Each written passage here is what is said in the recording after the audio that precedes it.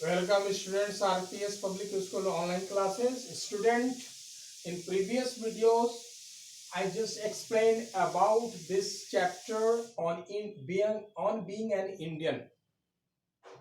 और इस चैप्टर में मैंने ये बताया था कि ये इसको लिखने वाले कौन है, राइटर है रस्किन बॉन्ड, और बहुत ही रिनाउंड राइटर है जैसा जानते हैं। मैंने पिछले वीडियोस में कुछ और भी उनकी पिछली बातें बताई थी। अब एक चीज उसमें बहुत ही इंपॉर्टेंट मैंने बताया था कि रस्किन बॉन्ड अपने आप को एक इंडियन महसूस करने में बहुत ज्यादा कंफर्टेबल फील करते हैं। और क्यों करते हैं? कुछ ऐसे सर्कमस्टांसेस हैं, कुछ ऐसे मूवमेंट्स हैं जो मैंने पॉइंट वाइज यहाँ पर कलेक्ट किया है, उसको आप लोग ध्यान से देखेंगे। That will be very very beneficial for your study.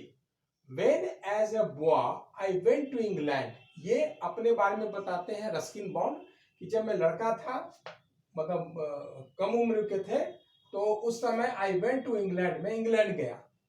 Long to return India, और लंबा कुछ समय लग गया हमको वापस आने में, but did not have money for the passage. यानी इससे पहले मैंने आपको बताया था कि वीडियोस में उसमें बताया गया था कि उनको एज ए इंडियन रहना बहुत ज्यादा पसंद है, और वो उन्होंने बहुत अच्छे ऑफर को डिनाई कर दिया था। वो बोले थे कि नहीं, मैं अच्छे ऑफर को डिनाई करूंगा क्योंकि उसमें बहुत सारी प्रॉब्लम्स आती है।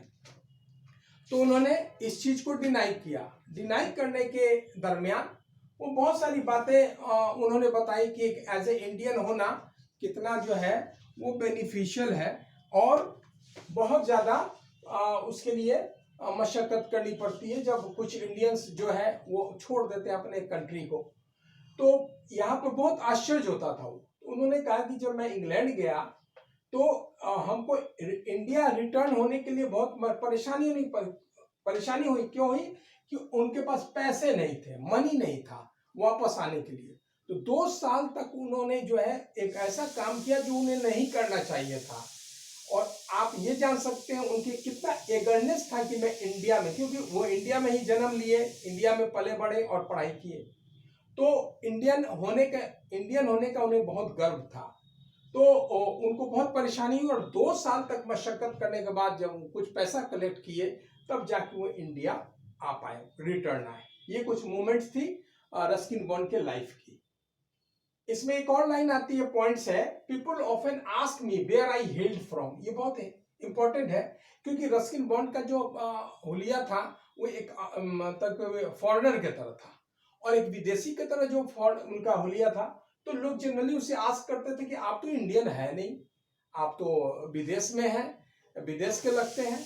उन्होंने कहा कि देखिए, विदेशी होना और ये होना कोई बड़े गर्व की बात भी नहीं है, क्योंकि मैं एक इंडियन हूँ, और मैं इसीलिए इंडियन हूं कि मैंने यहाँ जन्म लिया, और मैंने यहाँ जन्म लिया, यहाँ पर दिखाया गया, India is where I was born and went to school. तो उन्होंने कहा कि मैं इंडियन हूं। मेरा लुक भले आपको लगता होगा विदेशी, लेकिन मैं एक इंडियन हूं क्योंकि मेरा जन्म हुआ। India is where, India Bharat, जहां पर मैंने जन्म लिया, और मैं स्कूल भी गया और आगे की पढ़ाई भी की, प्लस मेरे फादर भी जो थे उनका भी जन्म यहां पर हुआ था। तो ये उनके ग्रैंडफादर की बात थी जो बाहर के थे। तो इस तरह की बात बहुत सारी आई सामने, तो उनको कुछ झेलना पड़ा। लोगों की बातों को थोड़ा सा क्रिटिसाइज के रूप में लोग करते थे और उनसे सवालिया निशान करते थे, लेकिन उन्होंने अपने आप को बताने में कभी हिचक महसूस नहीं किया कि आप जो भी सोचते हैं, लेकिन मैं एक इंडियन हूं क्योंकि मेरा यहाँ जन्म, मेरी जन्मभूमि भारतवर्ष है। Race did not make me an Indian but history did. कुछ ऐसी बातें हैं इतिहास की, भारत के ऐतिहासिक चीज का, जो उनको इंडियन बनाता है। किसको? रस्किन बॉन्ड को। रस्किन बॉन्ड का ये नहीं मतलब है कि वो अगर विदेश के भी मूल के अगर होते हैं तो did not make me an Indian. तो रेस यानी हमारी प्रजाति ये नहीं दिखाती कि मैं इंडियन हूं, बट लोग इसका हिस्ट्री बताता है। हिस्ट्री क्या था बाद में हम बताएंगे इसका। दे विल लीव द माउंटेन्स, ये दे यहाँ पर किस चीज के लिए आया समझ लीजिए। दे इंडियन के लिए आया है कि इंडियन पीपुल क्या करते हैं, उनकी क्या एक्टिविटी है। रस्किन बॉन्ड ने बड़े अच्छे शब्दों में अच्छे वर्ड्स में यहाँ पर उन्होंने लिखा है। क्या लिखा है?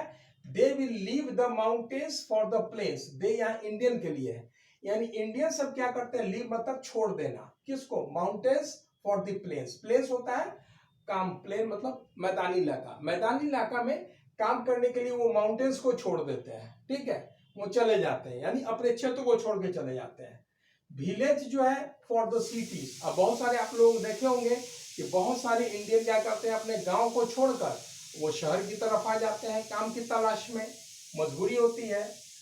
और बहुत सारे इंडियन क्या करते हैं, अपने देश को छोड़ देते हैं और अदर कंट्री में चले जाते हैं, क्योंकि वहां हैंडसम सैलरी मिलती है, अधिक फैसिलिटीज मिलती है।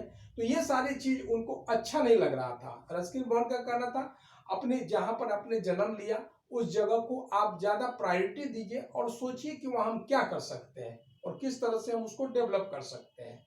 तो ये था। अब एक एक पॉइंट आ रहा है लास्ट में, over thousands of years the races and religions of the world have mingled here and produced that unique। ये पॉइंट, ये लाइन बहुत ही इंपॉर्टेंट है।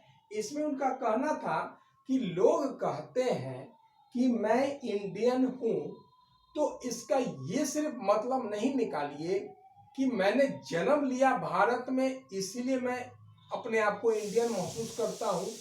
मैं इंडिया में रहने का गर्व महसूस इसीलिए भी करता हूं कि कुछ और भी कारण हैं, सिर्फ ये कारण नहीं कि मैंने यहां जन्म लिया। इंडिया में क्यों मैं रहना चाहता हूं और मैं इंडियन अपने आप को क्यों एक्सप्लेन करना चाहता हूं लोगों के सामने, ये इसका एक और कारण है। और वो कारण है कि ओवर थाउजेंड्स ऑफ इयर्स, यानी वर्षों, the races and religions of the world have mingled here, यानी हजारों वर्ष पहले से ही इतने रिलीजन्स, इतने रेसेस हमारे इंडिया में आए और इंडिया में आकर एक दूसरे से घुल मिल गए। हर कल्चर के लोग हर कल्चर में मिल गए, समा गए, और इस तरह से वो एक दूसरे में भाईचारा उत्पन्न किया। यानी हमारा भारतवर्ष जो है हर धर्म, हर जाति, हर रेस, हर नस्ल का एक बहुत बड़ा एक मतलब मिश्रित कंट्री है। यानी यहाँ पर हमारे हर मजहब के लोग यहाँ निवास करते हैं।